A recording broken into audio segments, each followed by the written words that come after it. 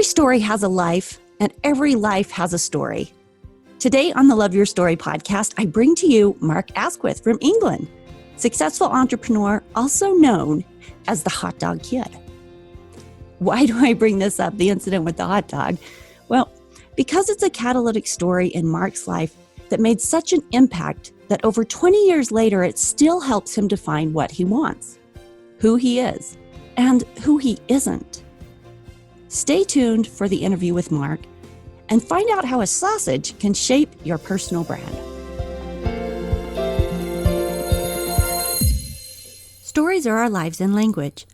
Welcome to the Love Your Story podcast.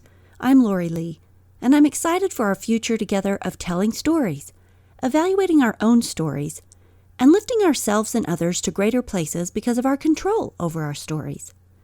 This podcast is about empowerment and giving you, the listener, ideas to work with in making your stories work for you.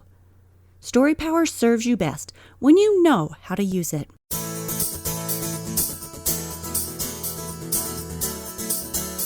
Mark, owner of Excellence Expected, podcast websites, and the 7-Minute Mentor podcast, is here today to share his story.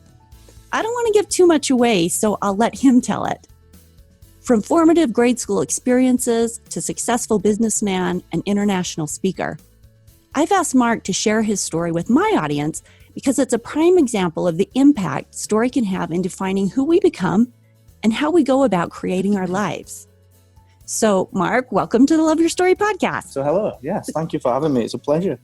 I'm so glad you're here. Thanks for taking the time. Let's start by having you expound a little bit on my introduction and tell them about the present moment and a little about your current business ventures so they know who you are and what you do and where you're from. Yeah, it's been an interesting, last couple of decades, really.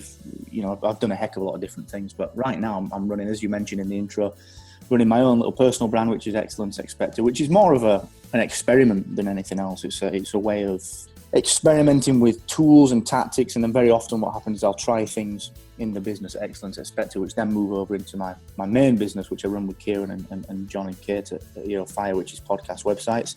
And that's a software business. It's a growing little startup, which is quite interesting. So yeah, I run a couple of different things and tend to experiment on the Excellence Expected side of things, and then migrate some of the knowledge over to podcast websites, and also try and tell that real story of what it's like to run a business through my own personal brand. A lot of people get stuck in their businesses, and I managed to escape from a successful business, but something that I was bored of. So I actually tell that story through my own personal brand and tell the story of how we run podcast websites.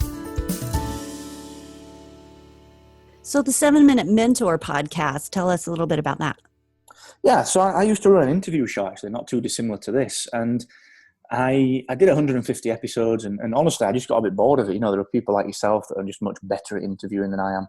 And I just kind of got a little bit fed up of doing that. So I refactored it and moved to a daily show, a 7-minute daily show, which teaches people really how I run the businesses. I've really tightened in on the niche of it, which is helping people escape the boredom that they've got in their businesses. Business owners effectively a lot of the time give themselves a job, and then they build this prison around themselves, this lifestyle prison, where they can't escape that job because the business that they've created pays for their holidays and pays for their mortgage and for their car and for their kids and all that other good stuff. And they just become trapped in the business as if they had a job. So I help people escape that lifestyle prison, and I do that every day through teaching them, how I got out of mine. I was running a design agency, got bored of it, and I was trapped in that prison for a while because that paid my mortgage, paid my bills. And since we started podcast websites, that was my journey through that and changing the lifestyle. So yeah, the 7-Minute Mentor it's a daily show. As it alludes to, it's 7 minutes every day. So a 7-minute show, everyone can fit that one in. Well, and I love that. I love the 7-minute thing because I know that if I just need to get on and I've got a short walk with the dog or something, it's just a quickie. I think you can't go wrong with that.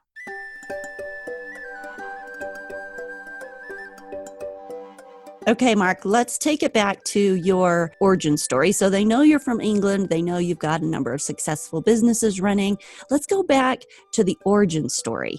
How did you get the name of the Hot Dog Kid, and how did this story shape your life and bring you to where you are now? Well, do you know what? It's interesting. That whole hot dog thing, I didn't even realize it was anything until I went on a speaking, not really a course, but with a friend of mine, Brad Burton. He's a big speaker in the UK. He's a good friend, although we don't speak as much now because we're both really packed out. But he's a good friend. He invited me on this little sort of speaking course. This is before I even did any major public speaking. Now I'm all over the place. I'm keynoting here at Podfest, and we're all over the place doing that these days. But before all that, he was helping me with it. He was teaching me how to be a better speaker. It was funny because he said to me, he said, stand up and just tell everyone the reason why you do what you do. And I wrote something else down, but when I stood up there, just this entire story came out of my mouth. I was like, where's that come from? And Brad is this big, brash Manchester, Mancunian guy from the UK, and he just literally stuck that label on me.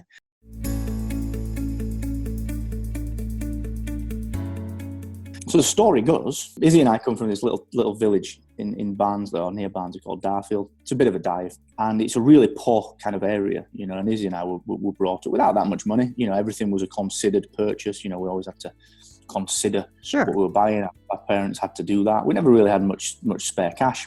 I think I was about 10 or 11, and I went to this school disco at a school that we used to go to called Upperwood, which my nephew Josh now goes to. Went to this school disco. It's got this tiny little school hall. When you get to 10 or 11, you start to notice the opposite sex a little bit, and you don't quite know why, but you just you either want to impress them, or at the very worst case, you don't want to look what you feel to be a bit of an idiot around them. You don't know why at that age. You've got no idea, but your body's telling you and your brain's telling you, do you know what? Somehow I've got to look half decent in front of these people. There was this girl that I had a bit of a crush on, and she was at this disco, and I didn't really have too many friends, maybe 5 or 6 decent friends at school. And we were all at this disco, having a good time, listening to Michael Jackson at the time and whoever was out. So it must have been early 90s. And we queued up for this food, this just, the classic school meal. But I didn't realize what was going on. I was just in this line waiting. Everyone was in front of me, all my friends, and I was at the end of my friends. And right next to me was this girl that I wanted to impress, and then all her friends, just total serendipity. I'm, chatting away, not realising what's happening. We'll get down to my turn, and this lady says, do you want a hot dog? I said, yeah, I'll take a hot dog. So she gave me the hot dog.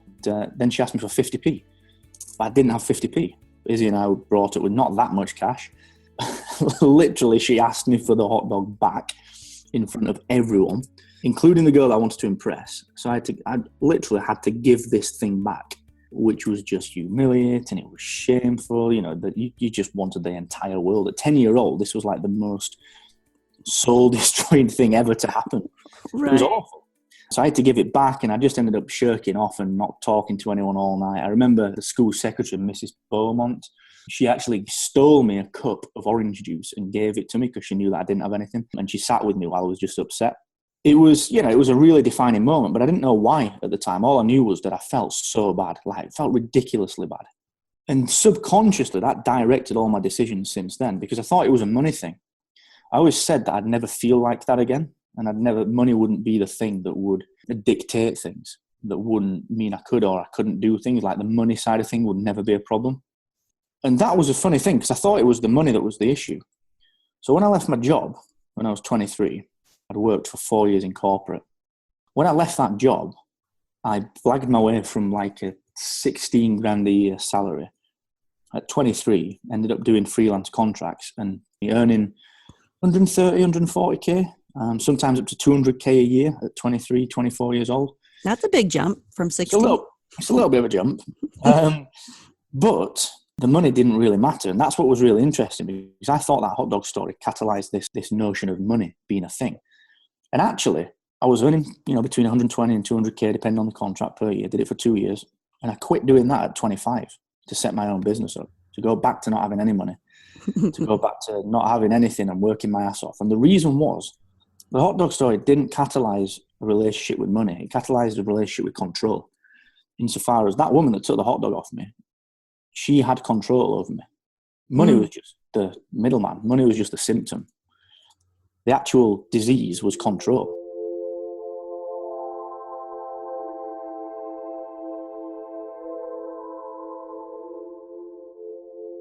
And I do think control is a massive thing. So that was the hot dog story, and that's what the effect that it had on me. Although I didn't realize that until 11 years into running successful businesses, which was very odd.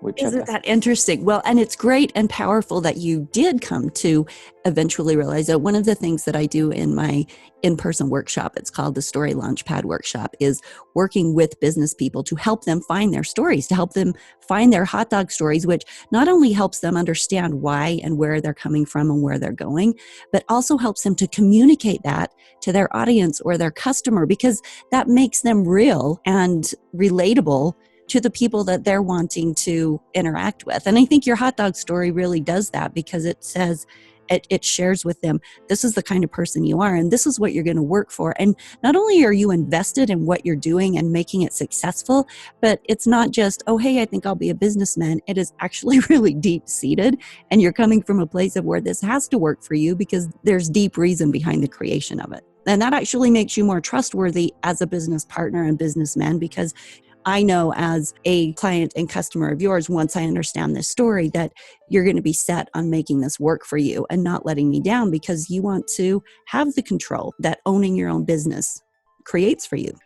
It's not necessarily I will make this work for me. It's actually, all I do is just make sure that any decision that I make is based on how I want to feel.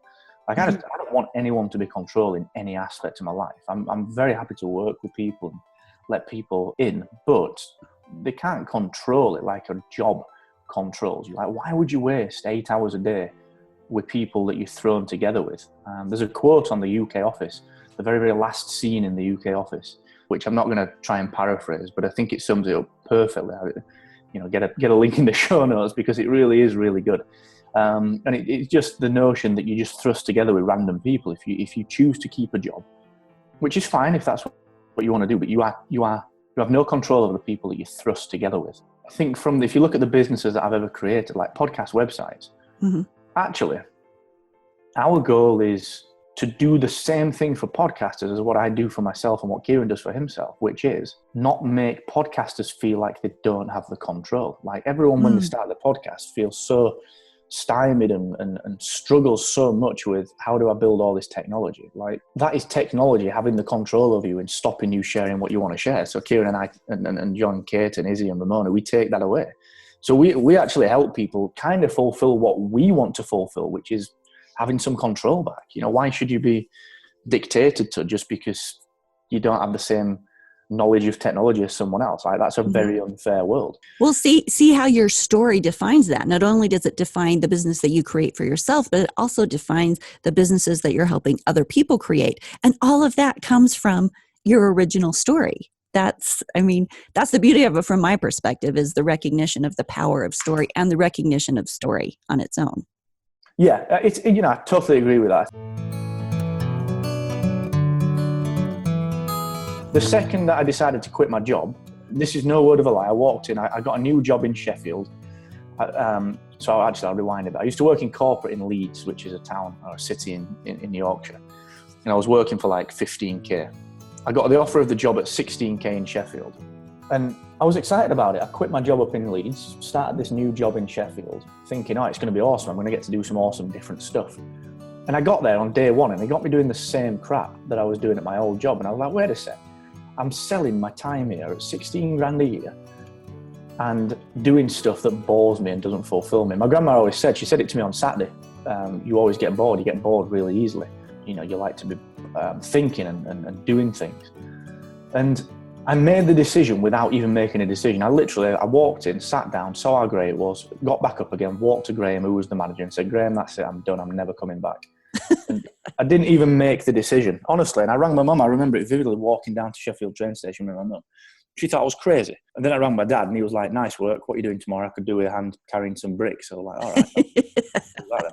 So everybody has a life path, and you have your life path and your hero's journey, right? We all embark on that. So when we start turning this around and looking at it from story archetype perspective, what do you feel has been the biggest dragon that you've had to slay, getting from the hot dog kid incident to here and now? I guess a play on imposter syndrome. So this idea that it's all right to be yourself. You're always walking a fine line in business. Everyone tells you, we're taught to be professional, and professionalism is just rubbish, because you can't be in business or have a job without being professional. It's physically impossible. to do that. You won't last long if you don't have the basics of integrity and honesty and just doing the right thing at the right time. Like, that's just all professionalism is. There's nothing special to it. But we're told to market professionalism. We're told to be fake professional. We're told that we can't talk about the fact we've got a dog and we've got the crazy little nephews and a niece that will not shut up. And just that you're not allowed to share that you like DC Comics. We're told that we're not allowed to do that. We've got to be professional. So that's definitely the biggest dragon. That's why my first business failed, because I was marketing like a professional. Second, it failed, and I just thought, you know what? I'm just going to be myself. Then it rocketed. So that's the biggest dragon. I think we're all taught that we've got to be in one box between 9 to 5 and then another box from 5 p.m. until we go back to work the next day. And it's ridiculous. It's not how the world works these days. It's insane. Well, I really like that you bring that up, because I'm just such a fan of authenticity. I'm such a fan of the realness of people and the variety of gifts and things that they have. And I don't think you really ever connect with people until you get into those vulnerable spaces of who you are and what you like and what makes you different and all your quirkiness. So I love the fact that the way business is being done now is absolutely more personal and more real. But I also love the idea that it is a biggest dragon, because it feels like a conquerable dragon, and also a dragon that once you conquer is so freeing. Like, there's a big payoff for slaying that dragon. Hugely, completely. And just a note on that word authenticity as well. Everyone's, in my opinion, is doing that wrong. Like, authenticity, you've got to be very careful about. You can't strive to be authentic. You can't.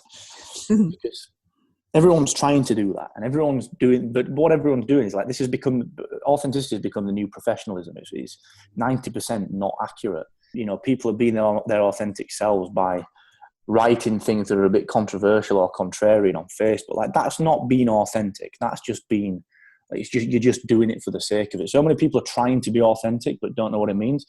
To me, I am exactly the same with everyone. Doesn't matter if I met the Queen. I would be exactly, she'd get the same jokes that I tell her. And everyone gets the same, whether I'm on interviews. I swear exactly the same amount as when I'm to my mum as I swear to Kieran. You know, I'm really bad for that. And it's just me. It's just how I am. And I make the same stories and treat everyone exactly the same. And that, I think, is what authenticity is. It's not being divisive for the sake of being divisive. It's not being quote unquote authentic just to be contrarian or slating and pulling other people down. Like, I see people, entrepreneurs, and I hate the word entrepreneur. You know, I see people online who have not made a penny, calling themselves entrepreneurs and really slating people who are still doing the 9 to 5. And I'm just thinking, what are you doing? Like, as long as people are happy doing the 9 to 5, then that's fine. If they're not happy, help them. Don't slate them. Let's look at the next archetype. So the herald in a story.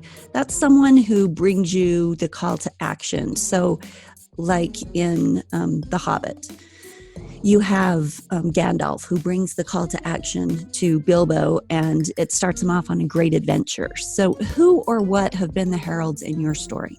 It's a good question, actually. Who's my Obi-Wan Kenobi? That's a good question. There's a few of them, actually, as you look back through life. But I think if I look back, maybe 2 or 3 pivot points. I think probably the first one when I quit my job was probably my dad, because he was like, everyone else was a bit scared of it. Like my mum and my grandmother were like, well, it's a bit dangerous. And my dad was just, yeah, crack on. It'll be fine. Let's just try doing this stuff because it'll be fun. So he really shepherded me a little bit there, and he was the bearer of the way. He turned up at the gate and said, let's go this way. And then I think probably the guys that I set up the agency Hacksaw with, Don and Mark, they were much older than me, and they were very clear on, look, let's just try this thing at this pivot point in your life. And we did well with it. And then if you skip forward another 5 or 6 years to maybe call it 3-4 years ago, probably every podcaster I came across who said it's all right to just, you know, share yourself and be yourself, because that led to podcast websites and the Excellence Expected stuff. So I think there's been 3 sets of them as I look backwards. I like that. Cool. Tell me about the shadow self. So this is another archetype where the hero himself has his dark side, and that's the part of the hero that gets to be redeemed or harnessed or, you know, controlled by the hero himself. So what have been the internal struggles that come from within that, you know, maybe just one that you felt like has been pivotal in helping you succeed or moving you forward in your story? Yeah, good question. So this is this is Luke battling with his dark side. All right, this is Yeah. interesting. We're making some Star Wars. Yeah, absolutely. So I think for me, it's always falling back on your default behavior. You're always, like I said, I come from this really kind of small little village where everyone's just bothered about gossip and people and what other people are doing. And I think, my default behavior was instilled into me at a very young age, which is always to worry about the things that don't matter. Mm. Like, me and my mum have some serious arguments about it. She's bothered about people, what people think, what they think of her and what they think of situations. And I think that is my default behavior. And I'm always like, nah, it doesn't matter.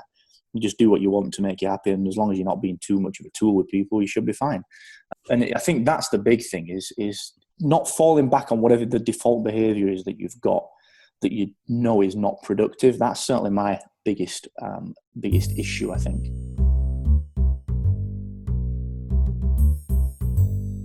Okay, there was an episode that we did earlier on Breaking Bad and Breaking Bad habits, and it was following this concept that we have triggers, right? We have things that we automatically fall back on that we go to, and if we want to change those, first of all, we have to recognize what they are, and then we have to recognize what our default response to those are, and then we get to insert, okay, when I do this, how do I actually want to respond instead? And then repeatedly going back and actively readjusting. And that's how you actually change a habit. So neat that you brought that up, because this is an opportunity to talk about how to change the habits of the shadow self and overcome that shadow self. So very cool.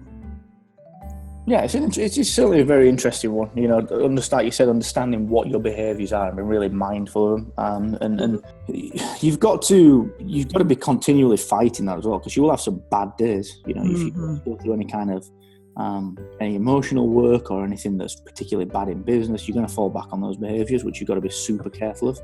But as long as you're aware of them, even if you have a cheeky little lapse and you do drop into it, as long as you're aware that thing has happened, you'll always keep moving forward.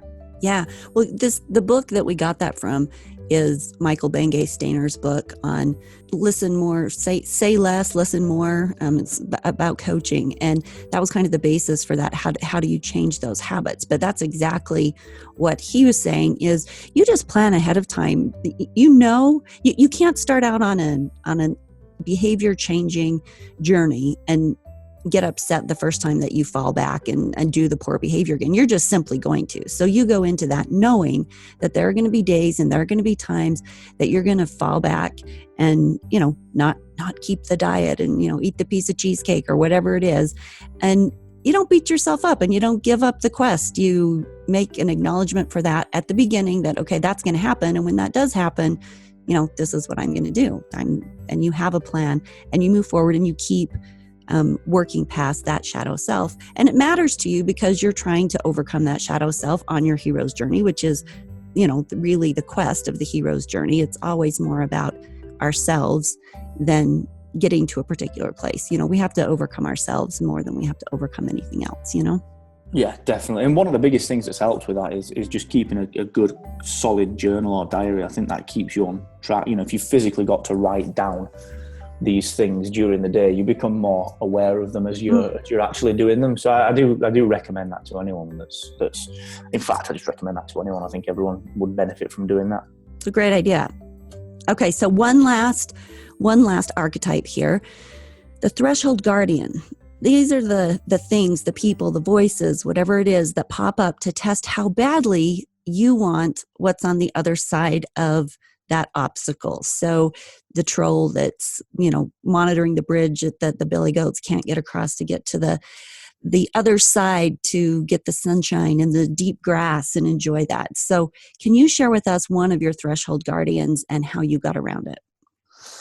Yeah, that's an interesting one. I think that actually just comes every day in business. I know that sounds weird, but you do have challenges that come up every day, and you've got to deal with them. Things happen every single day in business that are the troll on the bridge, and you've got to get past it and keep moving, because there are so many days when you think, do you know what? It'd be easier to have a job.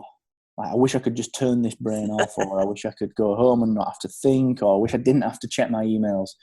Or, there's all sorts of little things like that crop up. And that happens a heck of a lot in business. It does. But you choose that lifestyle because, like I said, when we were working on the academy, Kieran's working on the importance of you guys as podcast websites members into the academy as we speak. I'm looking at him now. Mm-hmm. I know that we'll have another week and a half, 2 weeks of it been tough, really been hard. But actually, we're sat here doing it in Florida, looking at the sunshine. And these are the things that keep you on track. You've got to appreciate the little things. So I think those daily challenges are the trolls on the bridges. Those little things where you think, do you know what? If I had a job, I wouldn't have to handle this kind of thing. But if you lose sight of the bigger picture, then those things are going to get on top of you. So I think that's the big thing that people often forget, is that every day you're going to come up with these things, and it's just about conditioning yourself to understand why you're doing it. Yeah. So let me ask you this, and this is one of the things that I find interesting about the Threshold Guardians, and from a story archetype perspective, is they play a very specific role. They play the role of challenging the hero on his journey to find out how badly he wants what is on the other side of that challenge. It's almost like the person who's going to take the toll repeatedly, from the hero as he comes along, to see if he actually deserves it. It's not like you can just head out on the hero's journey, that it's going, you're going to kill a dragon or two and then you're going to get there. But along the way, there are these threshold guardians, and they're challenging almost if you deserve to get where you're trying to go. So you're saying that these come up in an everyday sense, and I agree with you. The threshold guardians do pop up really, really regularly. What's the importance of that role, do you think, in making the hero strong enough and successful enough, and taking him or her to the place where they can actually claim the crown, where they can actually feel like they're the hero? What's the importance of the threshold guardian? Well, I think it becomes easy otherwise. I think if you've got to have something to challenge you. Most people who set out, especially in business, they actually want to be challenged, because that's the fulfillment. That's where that comes from, So it's fueling your fire, whether that's I'm a big fan of doing side projects as an example. Something that will challenge you in a different way, that will assume that you're building a piece of software. Actually, I'll use me as the example. I don't really build software anymore. We've got people who are better at it than me. But I decided to build the academy. I did that as a bit of a side project, because this kind of guardian, it fuels your fire. It keeps you sane. It makes sure that actually, you still got the gumption to go and do this thing. So if you know that if all else fails, you can fall back on these skills that you've still got. It's keeping your sword sharp. It's making sure that you're still handy with a lightsaber, sort of thing. That's the importance of these things, is making sure that you stay sharp. And it might be things like attend or speak at a conference, and it all goes wrong. There's a total comedy of errors. And it's whether you turn around and go home, or whether you persist and turn up at the conference and speak, which everyone does. Everyone that turns up at these things wants to be there. To make sure that you're still doing it for the right reason, because if you want to get past this thing for the same reason that you got past it 5-10 years ago, then you're on the right track. But if things have changed, maybe you're not wanting to fight as hard, maybe you're wanting to go a different way, maybe you're wanting to turn back, that's a solid indicator that you've got to reassess things. That's certainly the importance of them, is just keeping your short sword sharp and making sure you're on the right track. That's interesting, because maybe they also, not only do they serve as a, are you worthy to pass this way, but maybe also as a director of, maybe you need to just adjust your path. Maybe you need to take off on this other side road. Yeah, exactly. If that's the way you need to go, we all pivot in certain things and at different times. And there's nothing wrong with that. There's Interesting. Nothing wrong with that.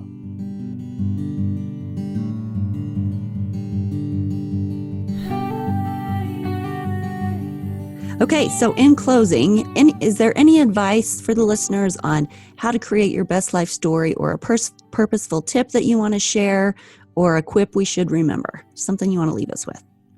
It's actually a quote, actually. I think it's William Henry Thoreau, which is, think like a man of action, act like a man of thought. I think you've got to act, you've got to move forward, and you've got to keep things going, but you've got to do so in a mindful and purposeful way. That's definitely the takeaway. Awesome. Mark, thanks for being with us today. I appreciate you sharing your story and your insights along your hero's journey. You're very welcome. Thank you for having me. Absolutely. Thanks for joining us today for a little dissection of a successful businessman's life story. Did you find parallels to your own story as you listened to him? Does hearing about the heralds in his story or his threshold guardians help you decide who yours are?